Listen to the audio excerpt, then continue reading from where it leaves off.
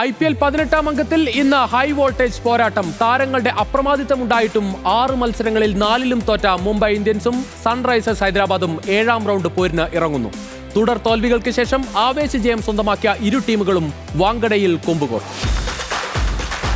Sunrisers Hyderabad എന്താണെന്ന് എതിരാളികൾക്ക് ഒരിക്കൽ കൂടി ബോധ്യപ്പെടുത്തിയ മത്സരമായിരുന്നു പഞ്ചാബിനെതിരായ പോരാട്ടം. 245 റൺസ് അടിച്ചിട്ടും പഞ്ചാബ് കിങ്സ് തോറ്റു. ഒരൊറ്റ സെഞ്ചുറിയിലൂടെ റെക്കോർഡ് ബുക്കുകൾ ഒന്നൊന്നായി മാറ്റിയെഴുതിയ അഭിഷേക് ശർമ്മ ഉജ്ജ്വല ഫോമിലെത്തിയതോടെ സൺറൈസേഴ്സിന് ഇപ്പോൾ ഇരട്ടി കരുത്ത്. ഇന്ത്യൻ ദേശീയ ടീമിനായും IPL ടീമിനായും ഏറ്റവും ഉയർന്ന സ്കോർ എന്ന നേട്ടം അഭിഷേകിന്റെ പേരിലാണ്. തുടർച്ചയായി 2 മത്സരങ്ങളിൽ 2 അക്കം കാണാതെ പുറത്തായതിനു ശേഷം ട്രാവിസ് ഹെഡും ഫോമിലേക്ക് എത്തിയതോടെ ഹൈദരാബാദിനെ കരുതിയിരിക്കണം മുംബൈ. ഡൽഹിക്കെതിരെ ജയിച്ചെങ്കിലും പ്രതാപം വീണ്ടെടുക്കാൻ അത് മതിയാകില്ല മുംബൈ ഇന്ത്യൻസിന്. ജയം തുടരണം. സൂപ്പർ താരങ്ങളുടെ മോശം ഫോമാണ് ടീമിന്റെ ആശങ്ക.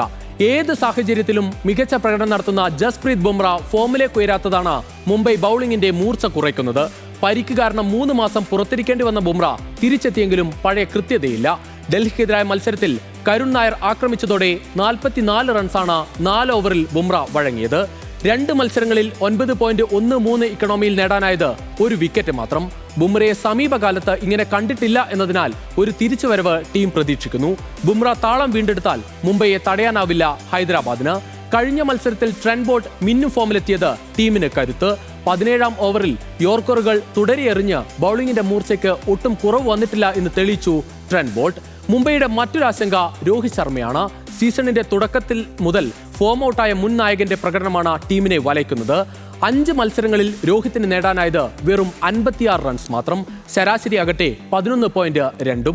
കഴിഞ്ഞ മത്സരത്തിൽ നേടിയ 18 റൺസാണ് ഇതുവരെയുള്ള ടോപ്പ് സ്കോർ. സീസണിന്റെ തുടക്കത്തിൽ ടോപ്പ് ഓർഡറിൽ കളിച്ച വിൽ ജാക്സും പ്രകടനം മോശമായതോടെ കഴിഞ്ഞ മത്സരത്തിൽ ഇറങ്ങിയത് 7ാം സ്ഥാനത്ത്. നേർക്കുനേർപ്പോരിന്റെ കണക്ക് നോക്കാം. ഇനി മുംബൈക്കാണ് നേരിയ മുൻതൂക്കം. ഇരു ടീമും ഏറ്റുമുട്ടിയത് ആകെ 23 മത്സരങ്ങളിലാണ്. 13 കളികളിൽ മുംബൈയും 10ൽ സൺറൈസേഴ്സ് ഹൈദരാബാദും ജയിച്ചു. കഴിഞ്ഞ സീസണിലെ കണക്ക് നോക്കിയാൽ ഒപ്പത്തിനൊപ്പമായിരുന്നു ഇരു ടീമുകളും. ഒരു മത്സരത്തിൽ സൺറൈസേഴ്സ് 31 റൺസിന് ജയിച്ചപ്പോൾ മറ്റൊരു മത്സരത്തിൽ മുംബൈ 7 വിക്കറ്റിന് ഹൈദരാബാദിനെ തോൽപ്പിച്ചു.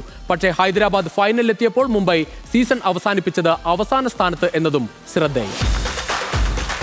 ഇനി ചെറിയ കളികളില്ല. പോയിന്റ് പട്ടികയുടെ താഴെത്തട്ടിൽ 4 പോയിന്റുള്ളവർക്കൊപ്പമാണ് ഹൈദരാബാദിന്റെയും മുംബൈയുടെയും സ്ഥാനം. ഓരോ ജയത്തിനും പൊന്നും വിലയുള്ള മത്സരങ്ങൾ. വാങ്കഡയിൽ ഹൈദരാബാദിന് മുംബൈ കാത്തുവച്ചിരിക്കുന്നത് എന്താകുമെന്നാണ് ആരാധകരുടെ ആകാംക്ഷ.